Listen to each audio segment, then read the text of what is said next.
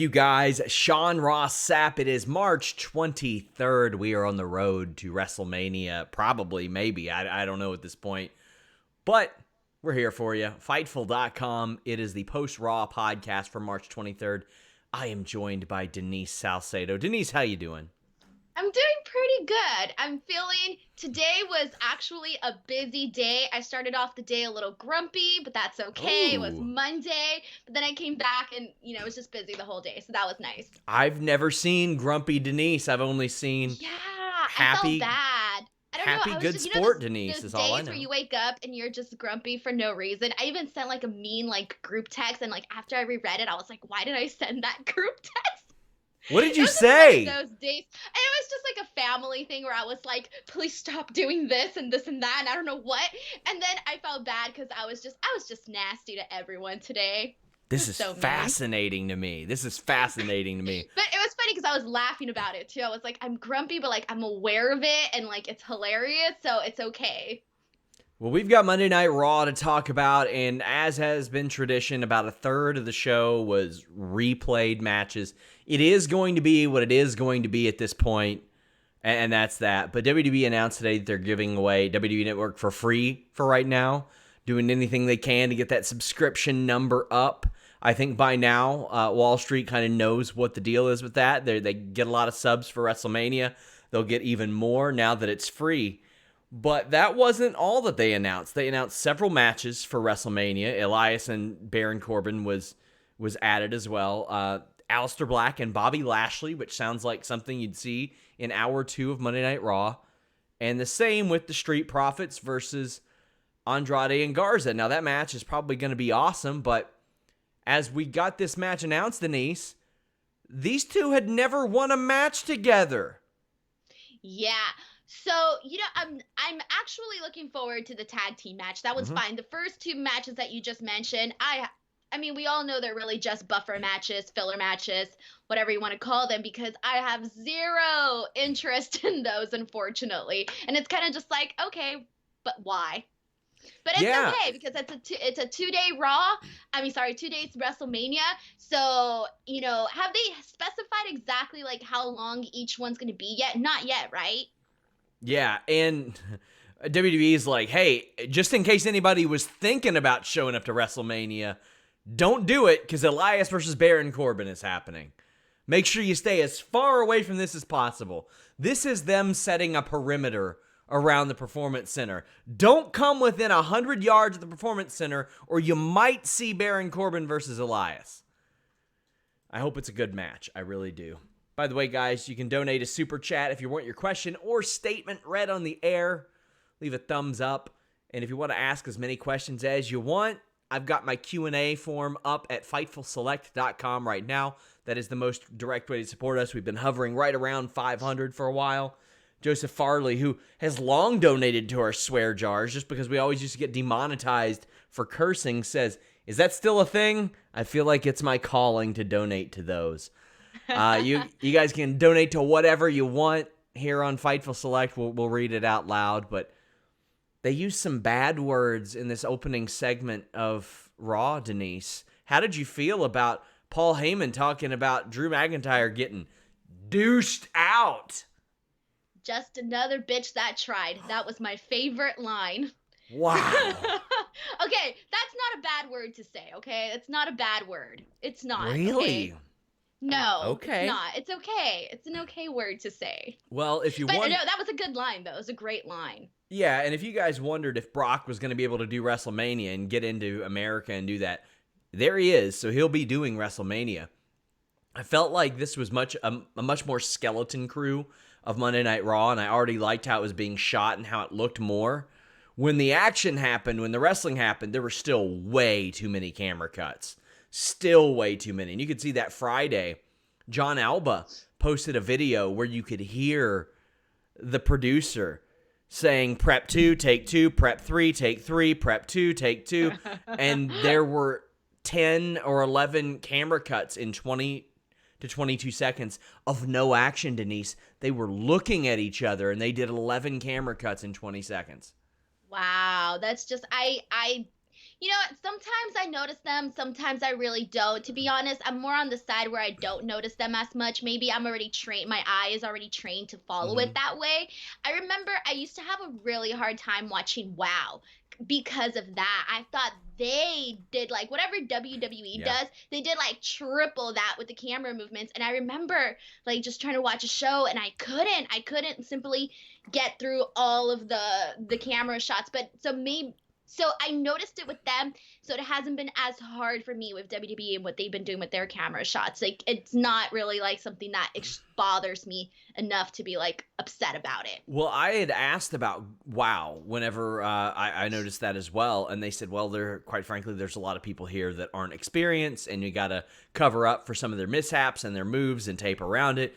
WWE doesn't have that problem. Everybody on their roster is at least okay. And like very rarely do I see anything from a WWE wrestler that they don't lay in. So I am happy that they switched where the hard cam is at now, facing towards the stage, because that was a major difference between WWE and AEW, where yeah, they didn't have people in their audience, but it didn't look as bad because they were zoomed in, so you couldn't really like notice that. So I'm glad that they did that for today because it looked a lot better. Yeah, I liked that a lot too. It was, you could tell that they had reconfigured things in the Performance Center, and that's a good move. Heyman says that Drew McIntyre is going to get douched out and that he will be just another bitch who tried. And I did love those lines. I thought they were pretty good. It was noteworthy at least. But after that, we got another full hour of matches. We got Rollins, Cena, and Lesnar from Royal Rumble a few years back. Okay, it was a good match, but at least the Royal Rumble this year was pertinent. At least the Elimination Chamber this year was kind of pertinent. And Bray Wyatt versus John Cena was pertinent. Asuka and Charlotte isn't that much. I mean, I guess if you're trying to force that into the story here, and this match wasn't either. It's Honestly, to be honest, today was one of those shows where I was like, I'm completely fine with them, showing all of these rematch stuff, all of that stuff. That's fine.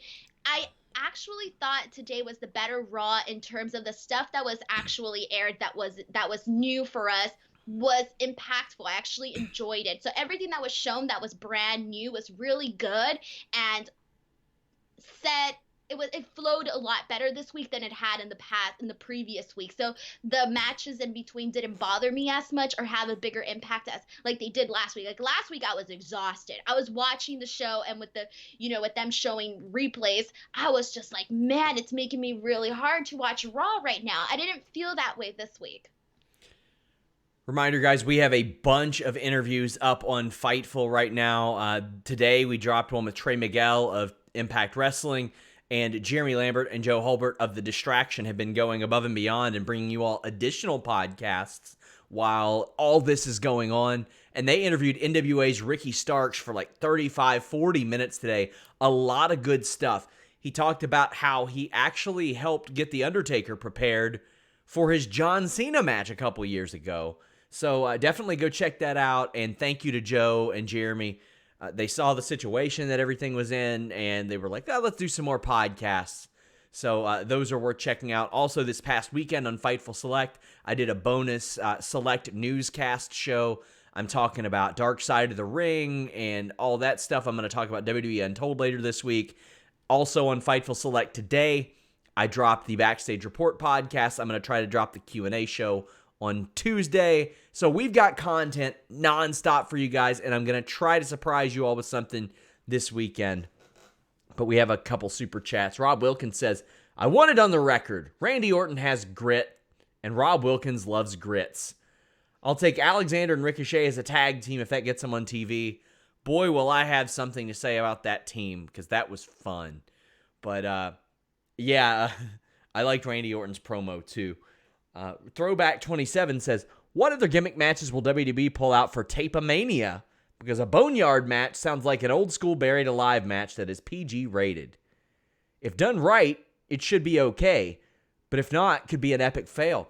The thing is, Denise, I didn't think they needed a gimmick for these two. I didn't think they needed it. I didn't expect it. I wouldn't necessarily say I didn't think they needed it, but I didn't expect it.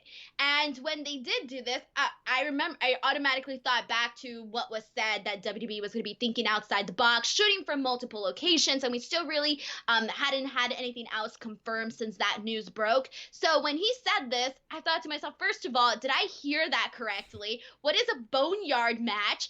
And I thought maybe it's just a new way of saying buried alive. Maybe buried alive isn't appropriate or something. My mind was going more into like a PG version of what maybe WWE was trying to get across.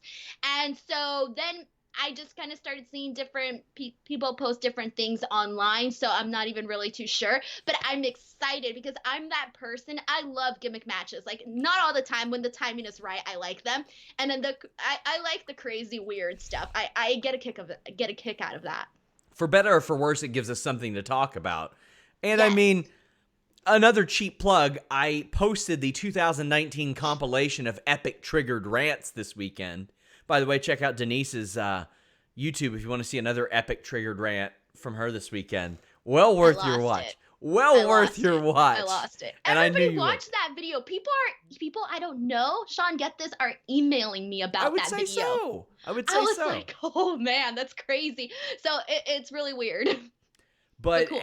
AJ Styles showed up with OC on the stage. I didn't like this promo.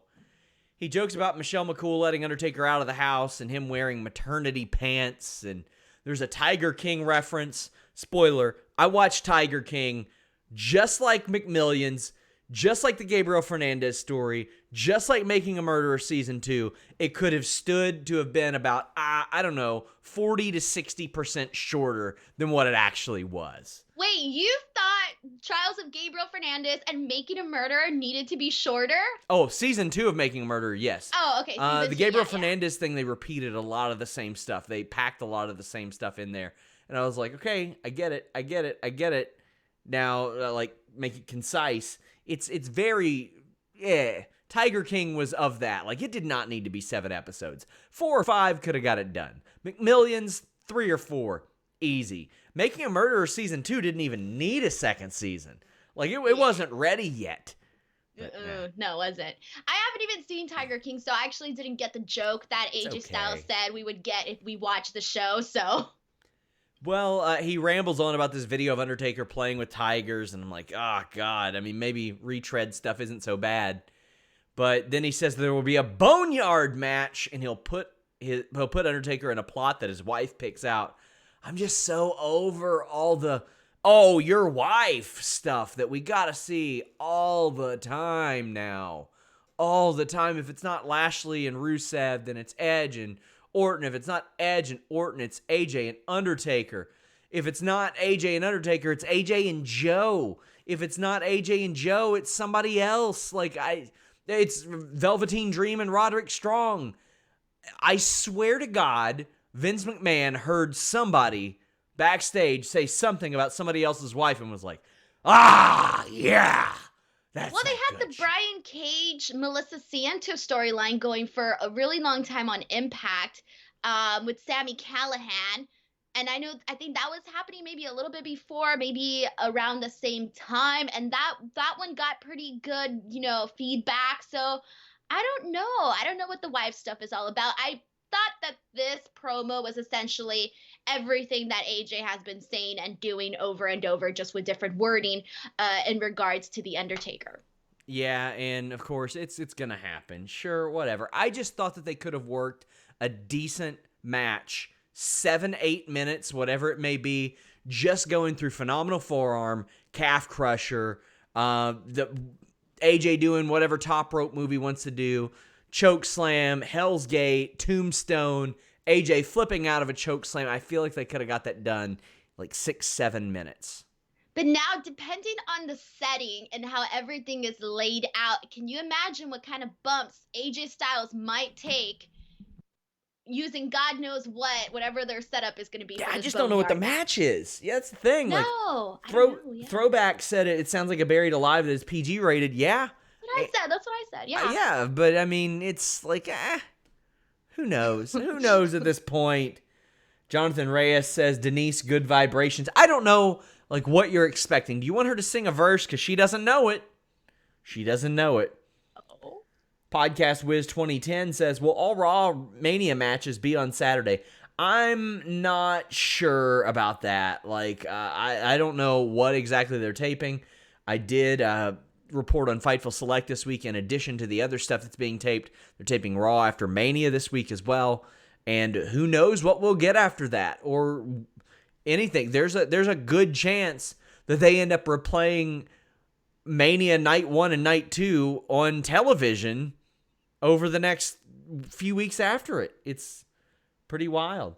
Throwback says, Bayley calling out Eva Marie on Twitter saying, hey, you want another title match? Paige is handing them out like candy on Halloween. Do you think Eva Marie will be back? Will she be back? Will she win and inject life into SmackDown? I would be shocked if we ever see Eva Marie come back for more than a one-off spot. A one-off spot, and that is it. I forgot why she left. She just left. She got suspended right? for 30 days and then left.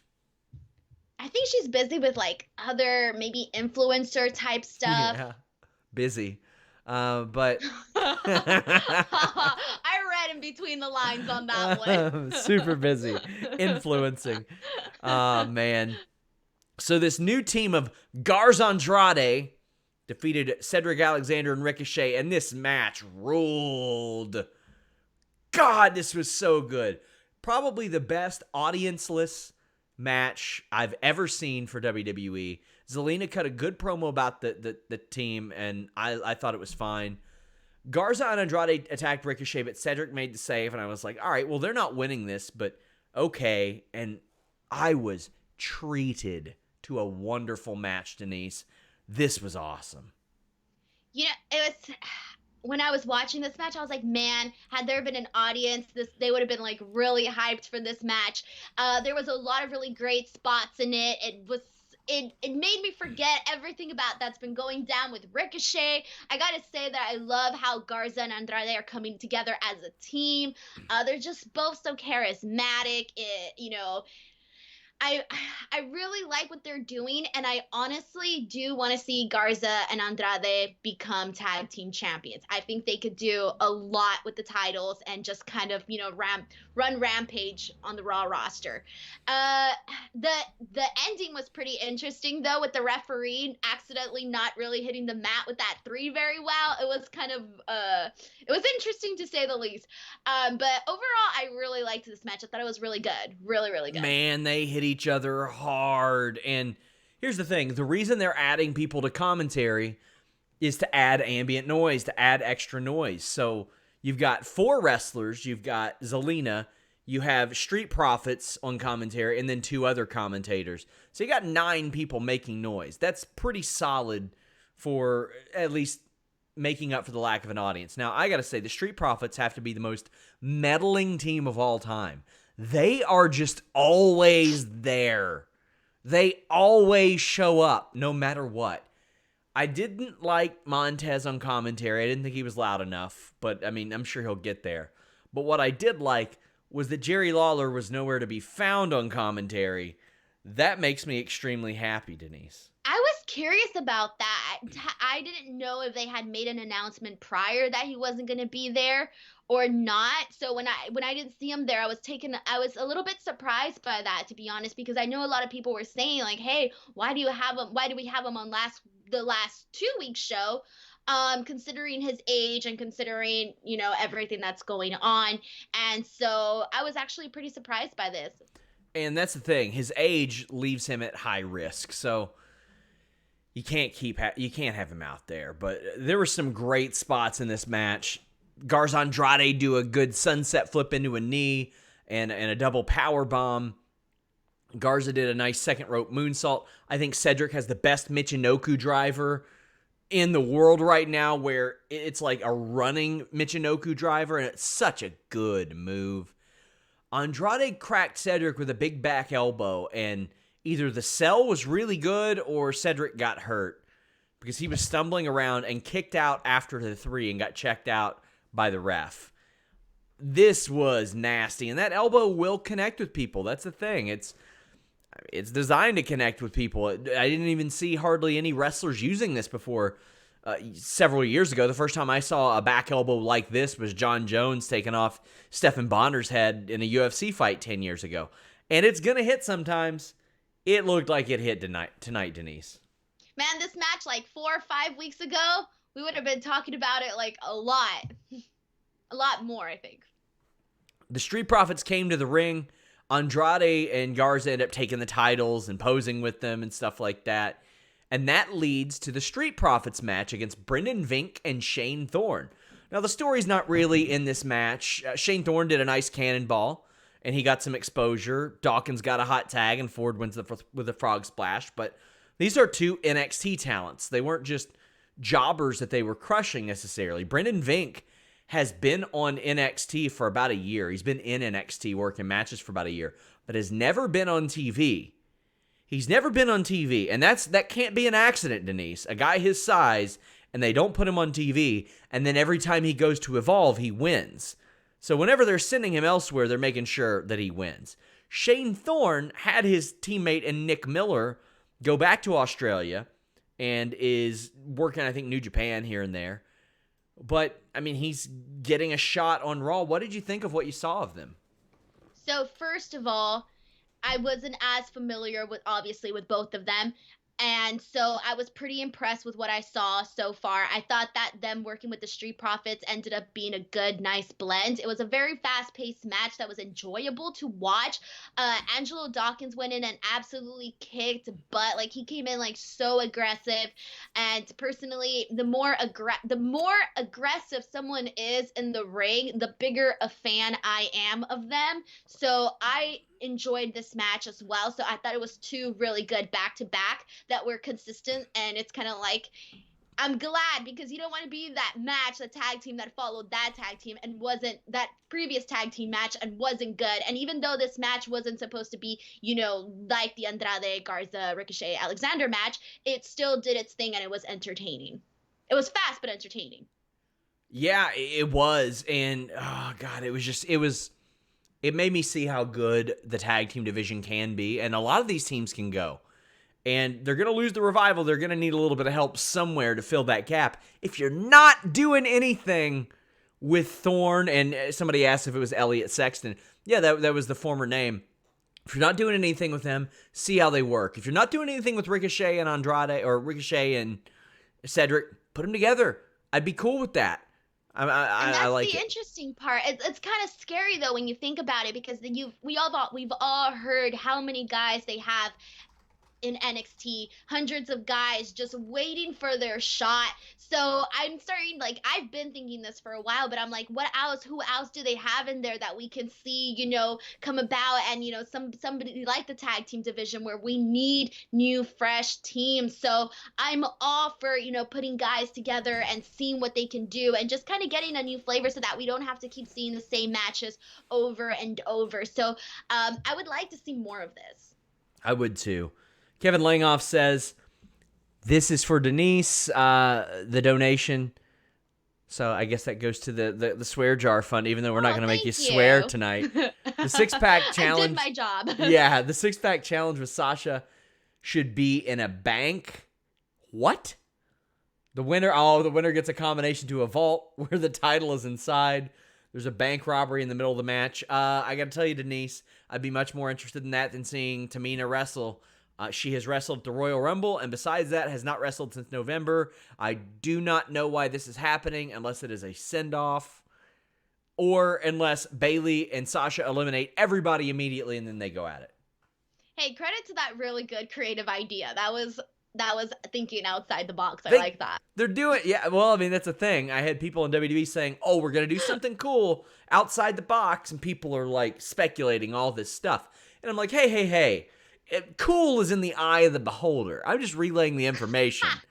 It could have been Vince McMahon saying, we're going to do cool shit, pal. He didn't say that to me, but maybe he said it to somebody else. I don't know what any of those people think are cool, and they weren't telling me. So, It's crazy, though. One of the things that I was thinking about was that that of all like WrestleManias, like this WrestleMania is the one that's getting this really nice push with, you know, replays on ESPN. And I'm thinking like, oh, everyone's gonna see like how awesome. Like, there's people that I know that aren't wrestling fans that are watching WrestleMania and are, you know, kind of getting back into the groove of things. And so it's very interesting to me that they're gonna see this and then it's gonna be at the PC. But I'm excited to see because I know that they know that all eyes are on them to do something different and exciting. So it's going to be pretty interesting to see that. Why is a camera following Riddick Moss running around? Maybe he was vlogging. But he wasn't. He was vlogging with a fancy WWE camera. He was jogging, yeah. Man. Fitness video? I don't know. I liked this though. I thought it was hilarious. I did, but those weak ass pins, I hate those weak ass roll up pins. R-Truth pulls up, or actually gets out of a car and pins him because Riddick Moss knows that a ref isn't there, can't afford to live in his neighborhood. But when I see these guys get pinned with this stuff, and they're, oh my God, I can't get up right now. I'm like, Jesus, man, just come up with a new pin, hit him with something. I don't know. This is. I do like that it's happening in a different environment, but I'm like, do something besides a roll-up. Because otherwise, why isn't everybody on the roster using that pin? I think they do it because that's them showing like how quick and easy it could just happen in your random daily life. So that just seems like the easiest thing is to do a roll up. But I liked like all like the when R-Truth was like telling them to like go back to football or whatever he said. That was funny. Oh, We you're also gone. have Walter saying Caruso likes Garza. I dig that. I like that that Charlie Caruso plays that up. I think that's pretty cool. Evan Wright said, Truth calling him Randy Moss killed me. That was so funny. That was what it was. Randy Moss. I was trying to think. I was like, was it Mr. Randy? I was trying to think what it was, so thank you. Throwback 27 says, is it true Dana Brooke was pulled out of the women's match at Mania? Briefly, they took the article down, so I don't know what the deal is now. I actually reached out to her. I said, hey, do you know what's up about this? And I have not heard back. So I'll see what I can find out, but didn't hear much about it. Shayna Baszler makes a joke about biting after being a jerk to Charlie Caruso. Not really saying a lot in the promo, but then the promo unfolds like her being a Scooby-Doo villain, revealing her evil plot to destroy Becky Lynch. It was all right, but Becky showed up and attacked her with a chair. Charlie looks so tiny next to Shayna. Oh, yeah. I didn't realize Shayna was that big, to be honest. Like, I didn't realize it until that specific moment. I thought that this was one of the moments where I was like, dang, it didn't come across that great, the whole chair shot and the beat down and all of that. It didn't come across as great without the crowd reaction for this one. It kind of fell through. Yeah, I thought so too. It just needed a little bit of something else. I'm glad that they at least had something? they did something. But also, I love the segment that followed it up. This Aleister Black, Leon Ruff squash match. Ooh, I became a fan of this Leon guy. Yeah, and I thought the silence actually added a lot to it, Denise. I thought that the fact that everything was so quiet, it was kind of eerie. And I was like, man, this is pretty awkward. Cool. Silence makes me really awkward. So I felt like someone needed to make noise, but given that it was Aleister Black and what he was doing, it came across fine. Had it been to anybody else, any other situation, I would have been like, oh, this is awkward. But this was funny because the ref, you can hear the ref saying, like, it's your match, it's your opponent, like, do something. And he took such a great bump on the Black Mass. Yeah, it was really good. When Aleister sat down, that's always been my qualm, Denise. Like, when he sits down, I'm like, why doesn't somebody just kick him? Well, somebody tried. He rolled to his back, kicked up, Black Mass. Perfect. I thought it just added a ton. Just really, really good. This is good. They're setting up for Aleister Black and Bobby Lashley. Sure, man. Sure. Charlie Wolf said, 6 feet from the edge isn't even that close. I don't know what Scott Stapp was so worried about. He's not wrong, Denise.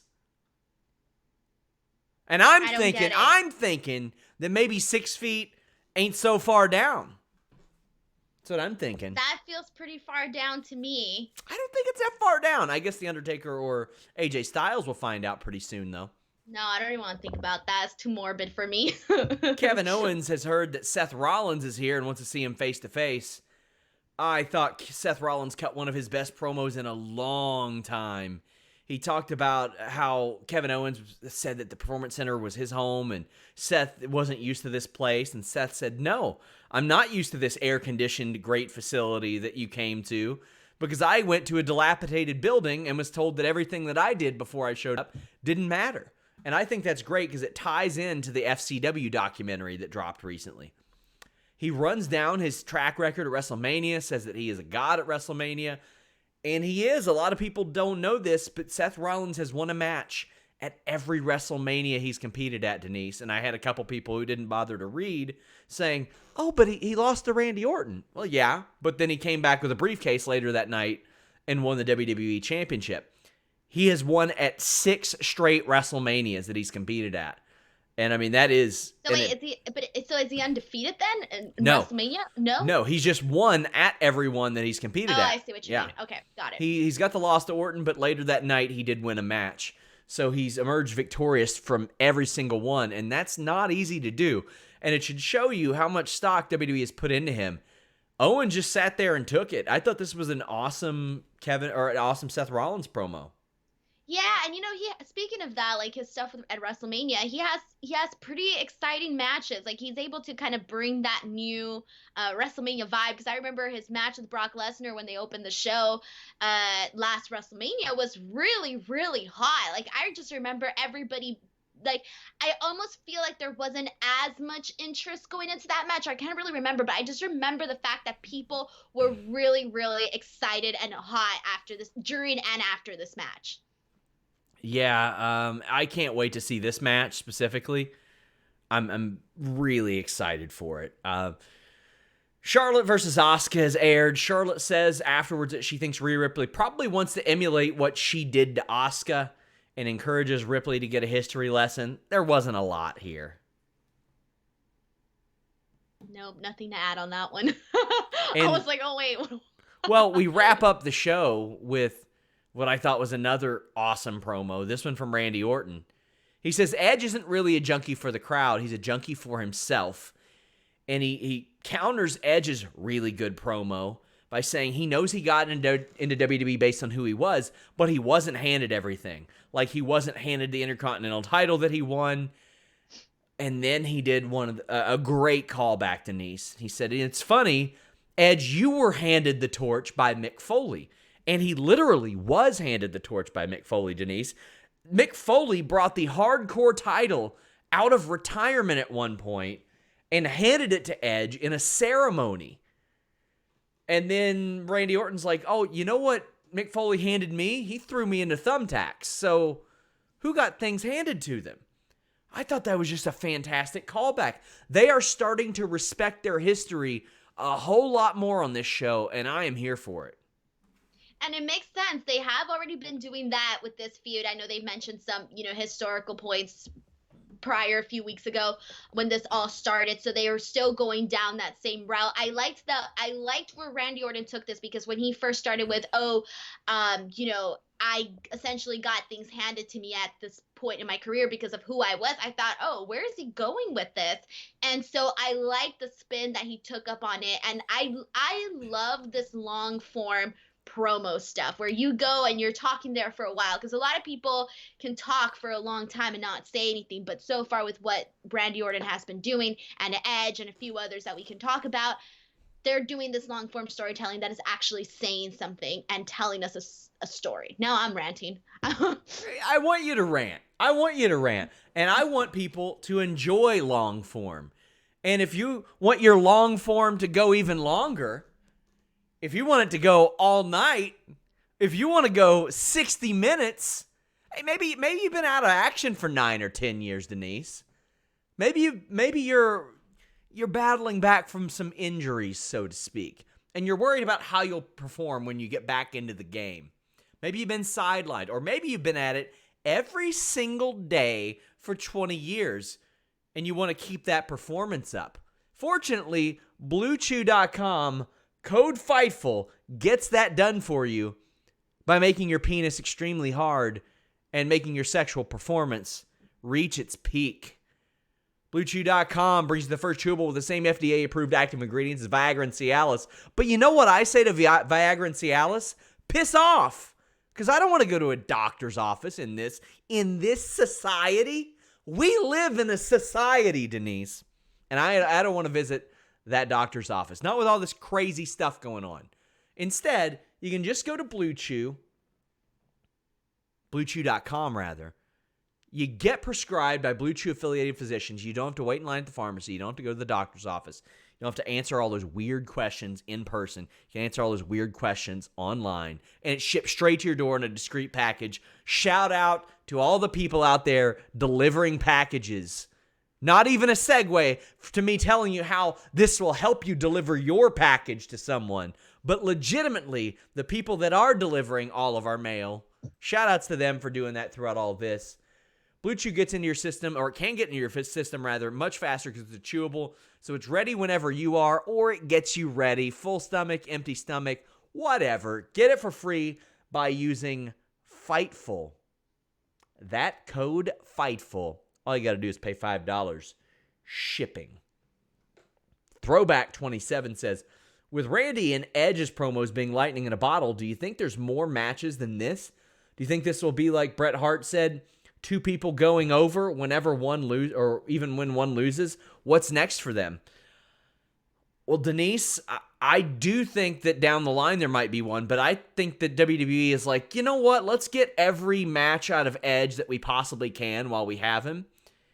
And I think what could be next for Edge is Seth Rollins. I don't know if you know why, but I want to hear your thoughts. So, first of all, my thing normally, so I'm going to go anti how I always feel. Usually for me, if a match is happening at WrestleMania, to me, that is the period, the exclamation point. After that, done, finito, move on to something new. That's usually my train of thought. But for this one, it's definitely not my train of thought. And the reason why is because they've been taking it to another level each and every single week. Again, you mentioned that they want to get as many matches as they can from Edge, possibly. So if it's still hot with Randy Orton and Edge, why not keep it going? But then again, here's the thing, though. Because they have been doing such a great build to WrestleMania, I can definitely see their match being that exclamation point where this is the end, move forward, and that will be able to tell what is going to be happening with Edge. And I mean, also, if he's feeling good and he's going out there and he's having good matches, again, this was something that we didn't expect from him health-wise. Why not have him work with a variety of talent now that he has the opportunity before, it's too late? So, hey, why not do something different? And I would like to see him with Seth Rollins. I think they'll do the Seth Rollins thing because you have to. Because years ago, when Seth Rollins was trying to get his match with John Cena, he did the thing where he threatened to break Edge's neck again. And even a couple years ago, Edge was in the ring with Becky Lynch.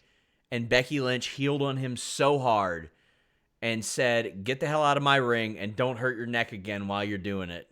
Ooh, there's. Oh, I had forgotten about that. Yeah, to be honest. They've used Edge very well. But now, Denise, we're about to utilize you to your full potential. Oh, God, no. I didn't promote this at the top of the show. And I did no studying or nothing. So I'm in there good. Longtime viewers of our show know where I'm going with this. There have been times in the past that I have brought up some questionable lyrics from WWE themes to Alex Pawlowski. And considering the fact that I know that you don't know what I'm talking about, I was like, you know what? I need more footage for a compilation video. I need to see how Denise is going to react to these. So guys in the chat, what should be the main event? What should be the main event? Should it be Kidman? Should it be Kidman, Maurice, or Harlem Heat? You guys know what I'm talking about. So what am I supposed to do? I just want to see how you feel. I just want to. I'm gonna gauge your reaction to these. I mean, you don't have to be over the top or anything. I just want you to know that these lyrics exist, Denise. Okay. I'm game. Okay. Okay. I'm scared, but I'm game. Are you familiar with Billy Kidman? Yes. How familiar are you with Billy Kidman? Is that a trick question? Nah, not really. I feel like that's a trick question. Not really. You do a show with a much better. You do a show with a much better cruiserweight anyway. So what's it matter? Especially after you hear this. Now, I mean, let's be fair. The person who you do a show with, their lyrics are way out there. Suck it, 2 tears in a bucket. I'm not the one to try your luck with. Like, that's out there. But Billy Kidman had a theme song called You Can Run. Have you ever heard the lyrics? I feel like I don't remember the lyrics at all. Oh, because you're about to know. Okay, what are they? But I don't have it all. I'm a lunatic. Because, see, society, they've labeled me a threat. But I'm just getting started. I'm not finished yet. Look in my eyes. I can see your thoughts. All your ups and downs. All your little faults. Seems pretty normal, right, Denise? Yeah, I don't see nothing wrong with that. Until it turns into a date rape anthem. Is it really a date rape anthem? It sounds like it. Here you go. Keep acting tough. It's gonna get creepy. All of a sudden, you're starting to feel sleepy. Oh, I see. But in these streets, when you doze off, you wake up with all your clothes off. Are you serious? Ashamed. That's horrible. And they took the Christmas song off the radio? Ashamed. Baby, it's cold outside? Ashamed. This is Baby, It's Cold Outside wrestling version. Exactly. Ashamed. Feeling so lost. Whoa. You see my crew. You know my style. Victory is mine. You're going down. Well, not without consent, I'm not, Billy. What do you think about that, Denise? Bad. Yeah, that's bad. That's like some gang rape, but you see my crew, you know my style. See, and I understand that a lot of people will be like, oh man, listen, it's about getting jumped. I don't care. Switch it up, man. Switch it up.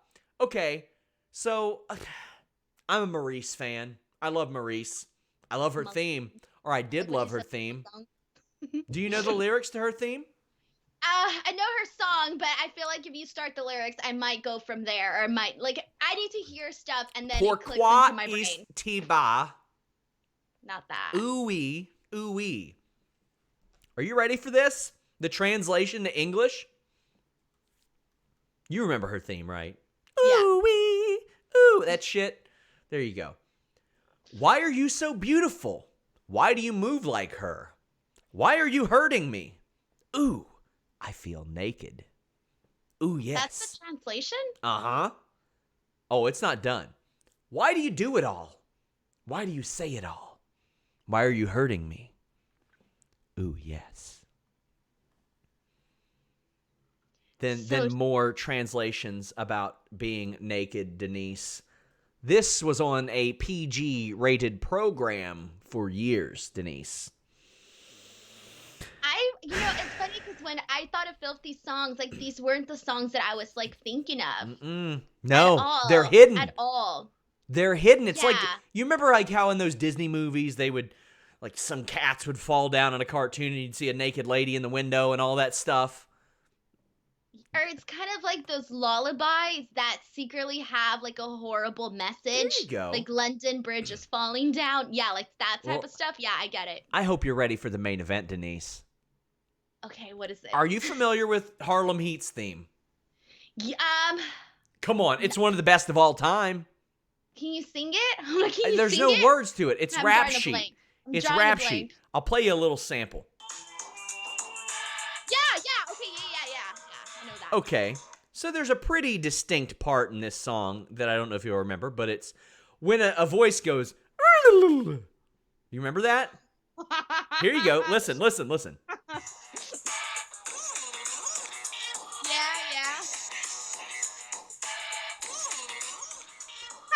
So, When you make that face, it sounds really bad. oh, well, I don't even do it justice, Denise. So I don't know. Are we reaching? No, we're not reaching. So this song was a heavily sampled song, and it was great. I thought that Jimmy Hart produced this. He did not. It was two fellows by the name Rene DeWale and Didier Leglise, and they sampled a song. They sampled a song called Sweet Pussy Pauline from a woman named Hateful Head Helen. I used to think it was the opposite, because really, either one of those could be the title, and either one of those could be the artist. Do you want to hear the source of that sample, Denise? Yes. I don't have to put up with that shit. Girls, you know what I mean? Ain't you tired of these little dick-ass motherfuckers coming up to you trying to waste your time? Knowing that you're looking good, nice little ass back there. But you see, let me tell you something, girls. A lot of these motherfuckers see us walking by, they want to put their face in our asses and go blah, blah, blah, blah, blah. But they don't know how to ask. I recently met this motherfucker. Just in case you missed that. A lot of these motherfuckers see us walking by, they want to put their face in our asses and go blah, blah, blah, blah, blah. But they don't know how to ask. I recently met this. You know what's sad about that? Nothing. It's amazing, Denise. Song? Like, what year is that song? Like, what year? Are we 1989. talking about? Okay, 1989. I didn't realize that, like, stuff that guys were into, like, doing butt stuff until, like, last year when I started seeing Last them. year! So this is going around in 1989, and I thought it was something new that guys just decided they wanted to do. Like, it was you are not too on my- pure.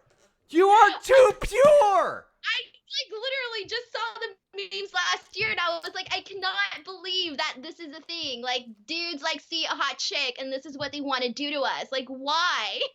Like, why? I don't feel the same way. You know? They don't prepare you for this stuff, okay? Like, there's no one out there going around and telling young girls, hey, some guy's gonna see you, he's gonna like what you have, and he's gonna want to get up into those personal spaces. You live in LA. How did you just hear about this? No, it's not that I didn't hear about this. No, it's not that I didn't hear about this. It's just that I didn't think it was as popular as it seems to be. Like, I feel it's grown in popularity. Maybe we're just bored out here in Ewing, Kentucky. Maybe that's the thing. Maybe that's why I heard about it so long ago. Well, oh, God. that was our podcast, guys. Hope you all enjoyed it. I'm telling you, it's going up in popularity. I don't know what else to say. And we wonder why YouTube pulled us from people's subscription pages. They don't tell people when we go live. They've been throttling our views for 3 months.